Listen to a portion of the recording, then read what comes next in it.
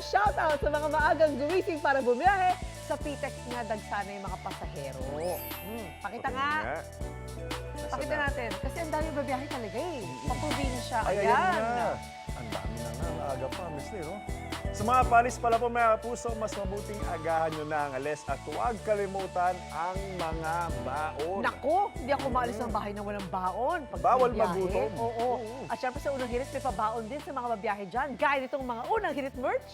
Nandyan ngayon si Sean. Sean, ilan ba inaasahang babiyahe dyan ngayong araw? Ang ganda ng merch Sean! namin, no? Ang ganda ng payo. Unang hirit. Yes! Uwi ko to. Oo, Miss Lynn, ako inaasahang na nasa 100,000 pasahero ang dadaan ngayon dito sa PTEX at may biyahe ngayong Holy Wednesday. Actually, sa buong kahabaan nito, tuloy-tuloy lang yung pagdating at pag-alis ng mga bus, kaya non-stop rin yung daloy ng mga pasahero. Kasi ilan sa kanila galing pang Bicol, may ibang pupunta ng Masbate. Ako napakarami, kaya naman mamaya mas lalo pang dadami mga pasahero natin. Kaya naman, para sa mga kapuso nating bibiyahe pa lang, well, sorpresa on the spot ang hatid natin sa kanila. Eto, tara tingnan nyo. Eto, UH Merchant Instant Cash ang hatid natin sa mga kapuso nating pauwi pa lang ng mga probinsya. Nako, ito ang laman ng tote bag na ibibigay natin sa kanila. Eto, papakita ko lang ng saglit.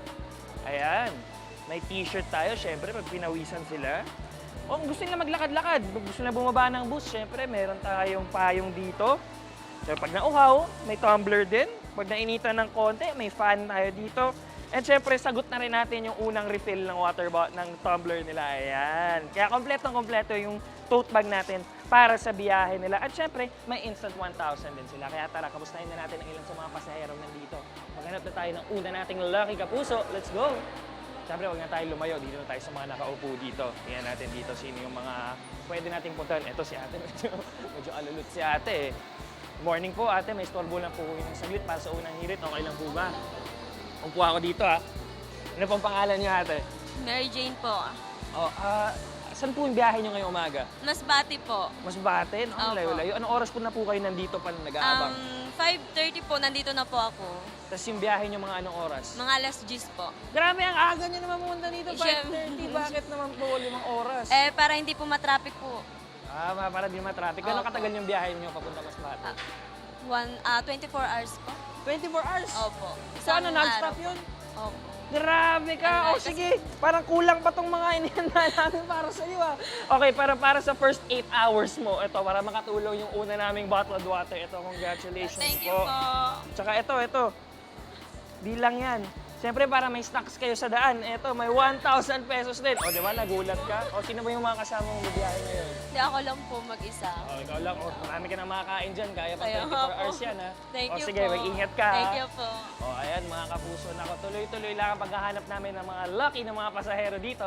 Para mo sa mga biyahe mga kapuso, ingat po ngayong araw. Stay safe and stay hydrated. Lalo na po posibleng umabot nga po sa danger level ang heat index sa ilang lugar dito sa ating bansa. Magbaon kayo ng tubig. Yes, please. Damihan nyo yung tubig Sunscreen nyo. din. Oo, mga spray-spray ng gano'n para malamig ng konti. Sa PTEX nga tuloy-tuloy ang dagsa ng mga pasahero. Tingnan natin yung mga pasahero dyan. Kanina marami na, aga-aga, Oo, di ba? Parami as the day would go. Mas at para- lalo mamaya, missing kasi half day lang lahat. Ngayon. Oo nga. Ito, para enjoy naman ang kanilang biyahe. Siyempre, may pabaong biyahe starter pack si Sean. Sean! Tuloy na ang surprise on the spot! Sean! Pare! Yes! Tutuloy na nga natin. Kaya naman dito talaga kaming pumuesto. Kasi nga as of 7:43 a.m. patuloy pa rin na dumadami yung mga pasahero dito. Kita nyo naman na kanina medyo maluwag-luwag pa. Ngayon punong-puno na dito. Halos wala ka nang maupuan. And ito naman, kita nyo naman sa likod ko. Ayan, ilan lang yan sa mga bus na dumarating na nagbababa ng mga pasahero. Mamaya tatanggap na ulit yan ng pasahero. Marami dito, maraming pupuntahan. May Olonga po, may ibang pupuntang Baguio, may pupunta nga ng Davao City, no, kung san-san. Kaya naman dito talaga tayo kasi sasalubungan natin yung mga kapuso natin na bibiyahe pa lang. Kaya syempre hatid natin sa kanila UH Merch at instant 1,000 pesos. Kaya kung gusto nyo malaman yung ano nasa loob ng tote bag namin na ibibigay namin, well, ito yung nasa loob niyan. Papakita lang natin. Ito, may payong. Ito. At syempre yung tote bag, may t-shirt, may fan. Syempre pag nainitan tayo. And pinaka-importante pag nasa biyahe ka, tubig. Kasi baka mauhaw kayo. So ito UH water natin.